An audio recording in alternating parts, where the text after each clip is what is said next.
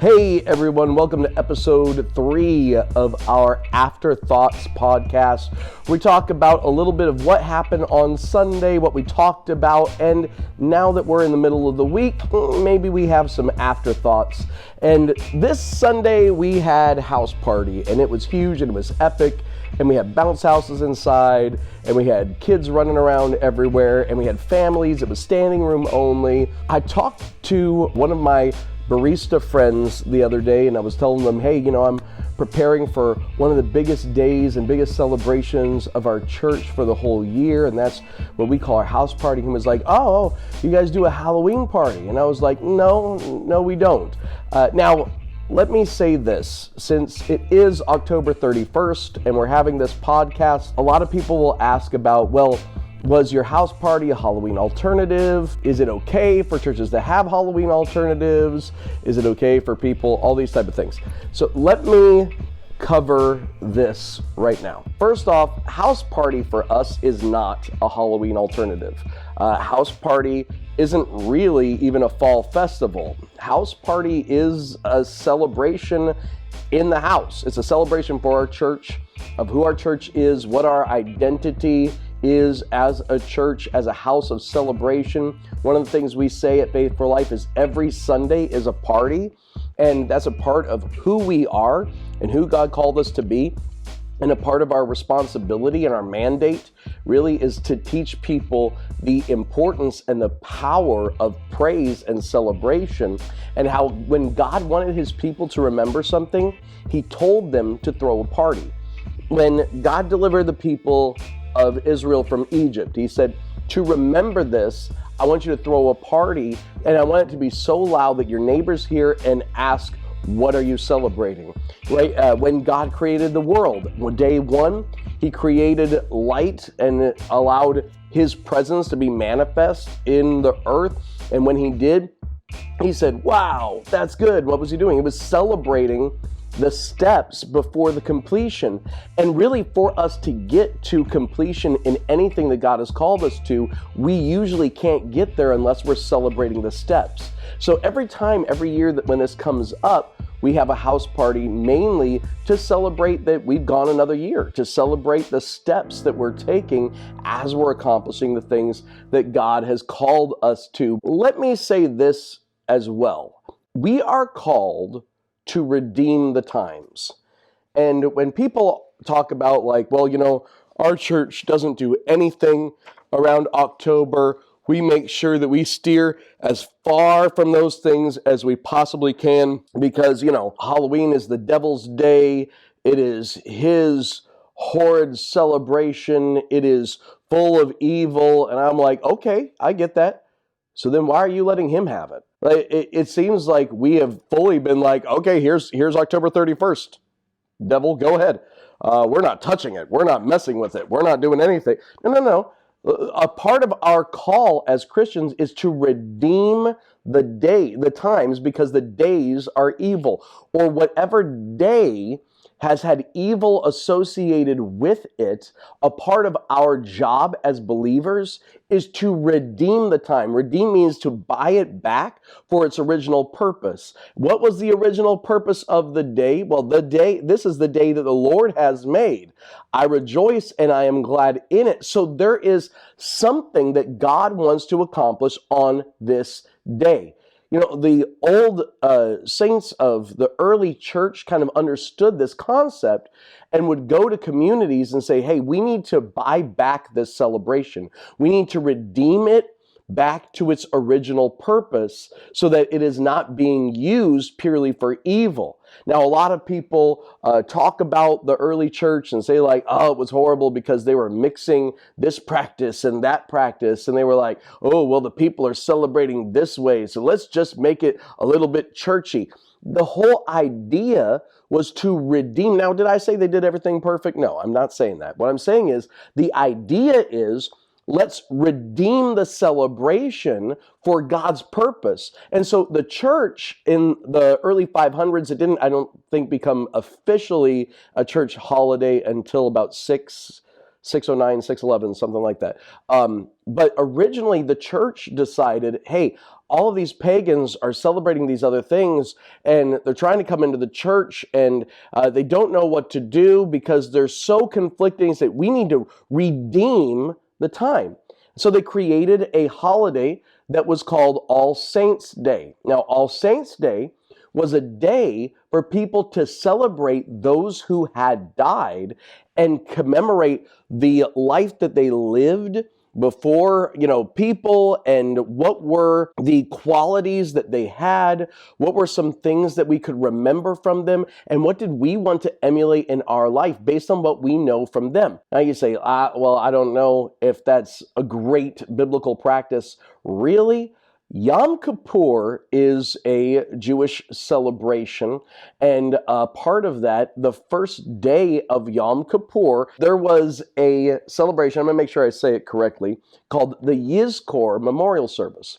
And Yizkor Memorial Service was purposely made for people to talk about their loved ones who had gone to heaven, who had already passed. Maybe it's a grandfather. Usually it's a patriarch or a matriarch of the family. Those grandfathers or great-grandfathers. And they would bring pictures. They would bring those type of things. They would celebrate the person who had gone.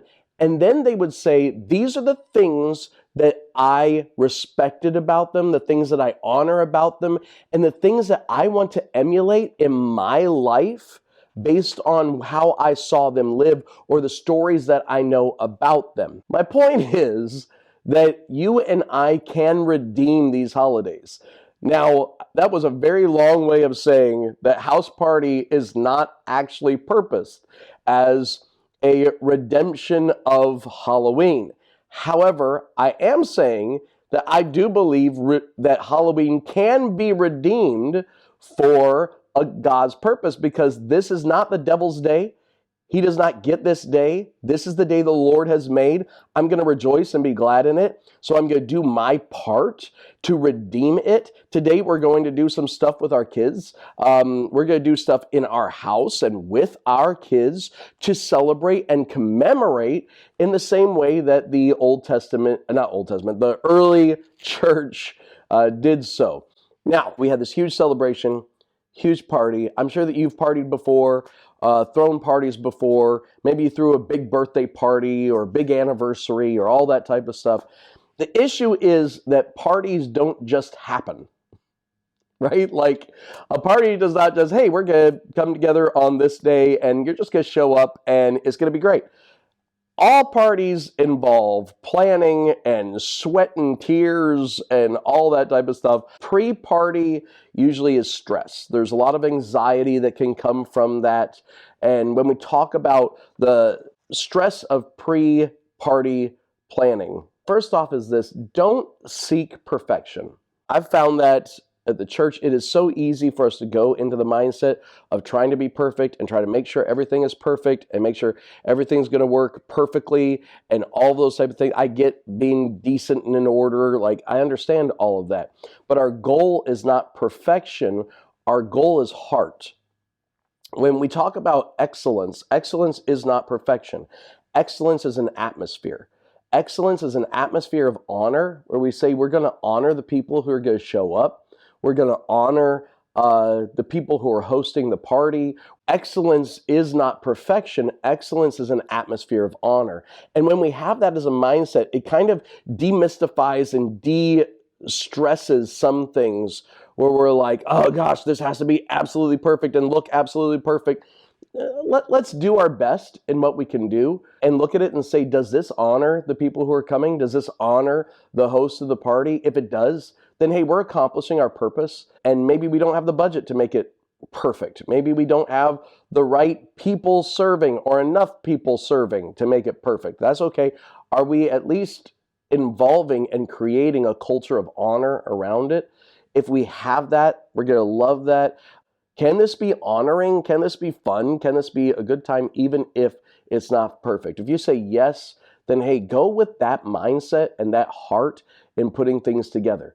Now, let's talk about, it's not just pre-planning stress, but also the day of a party or the day of an event or the day of a celebration, whatever you want to say, there's the possibility of present party panic, right? It's where you thought you had everything together and then four people call off the morning of and you're sitting here like, what do I do? That throws everything off. This whole section is entirely gone. What am I going to do? So-and-so isn't feeling well. And we're like, hey, they're not going to be here. Like, oh no, how are we going to make that work? And you get into that panic mode. Anyone ever been there? Like, I've gotten into that as well. And I start praying in the Holy Ghost and I'm starting like, I don't know how this is going to happen.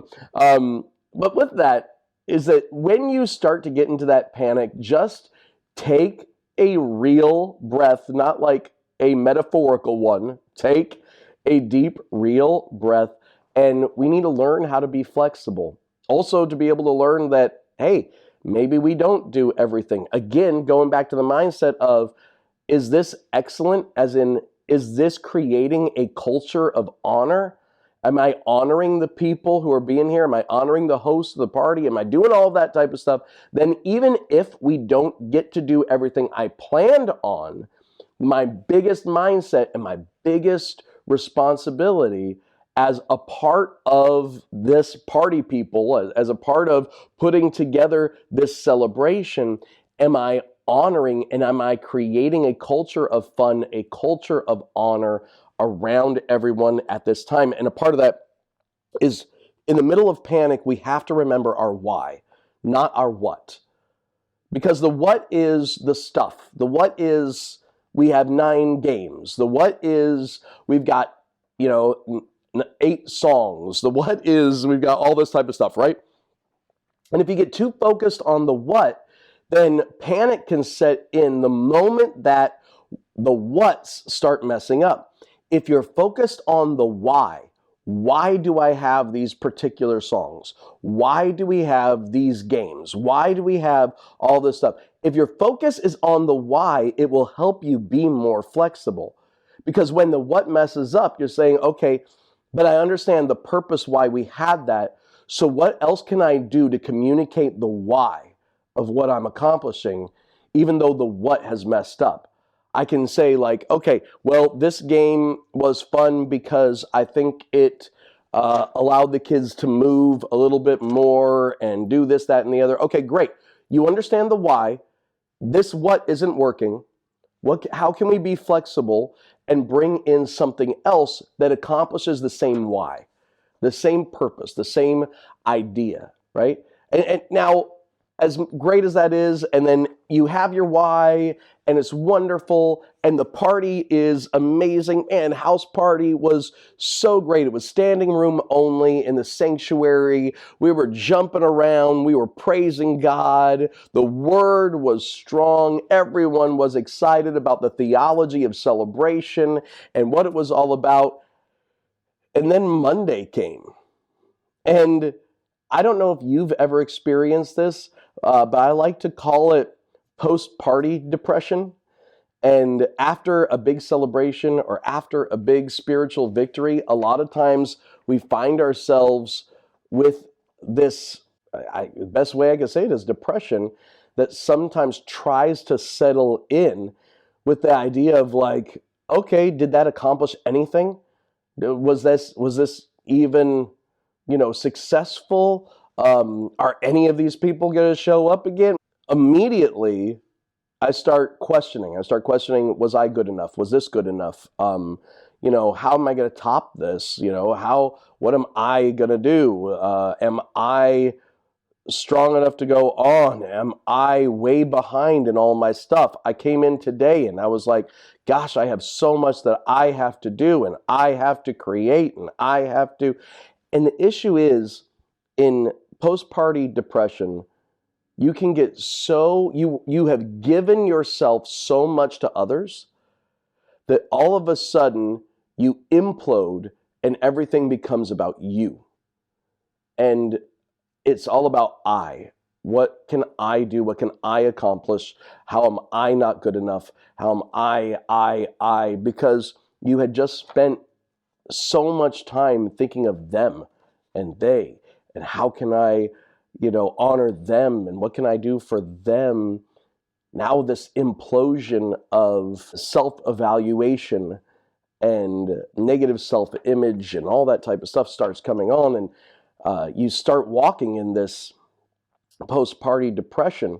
And one of the first things that I try to do immediately after a great spiritual victory, an amazing service, a great event, is I try to thank people for their serving. I try to make sure that I get my mind off of myself by thanking others and by supporting others and celebrating others who were integral in whatever was accomplished. Maybe you had just a birthday party and that post-party depression starts coming on, and you're like, okay, well, Aunt so-and-so really helped out, and I'm going to make sure I send her a text message. Well, this person really was the life of the party and kept the atmosphere going. That was great. I'm going to send them something, a text or a message, or I found a picture, and I'm going to tag them on Facebook and say like, hey, I'm so thankful for what you did, all of that, because first off, it's going to get your mind off of you, and it's going to get it focused on others. And also thanking others is a great way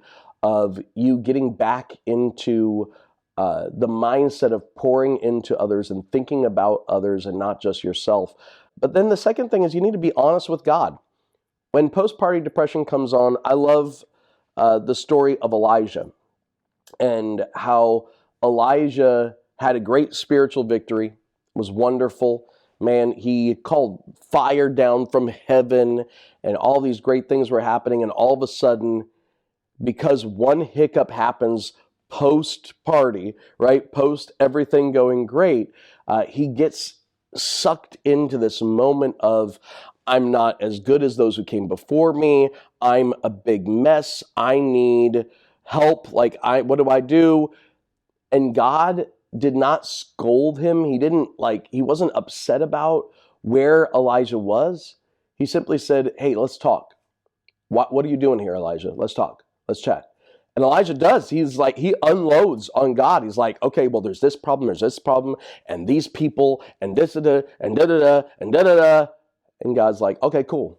That's great. Thank you for telling me. And he does not give Elijah, here's 5 steps to take care of it. He goes, great, thank you for that. Now, go sleep and eat, and sleep and eat. And a part of that too is in post-party depression, we need to find the time to be able to rest, but also to refill our joy tank. A part of that is spending time in the presence of God. It's being honest and really talking to Him. It's finding quiet and being able to rest a bit. I have yet to really get that full rest. I'm going to try to schedule that later in this week because sometimes, guys, the days keep going, right?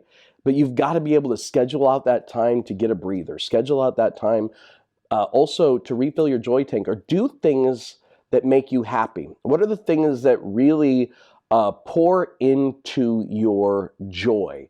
Maybe it's a hobby. Maybe it's something that you like to do with others. Maybe it's being around a lot of other people but not being in charge. Maybe it's being by yourself and quiet. I don't know what it is for you, but you need to find some way to fill your joy tank.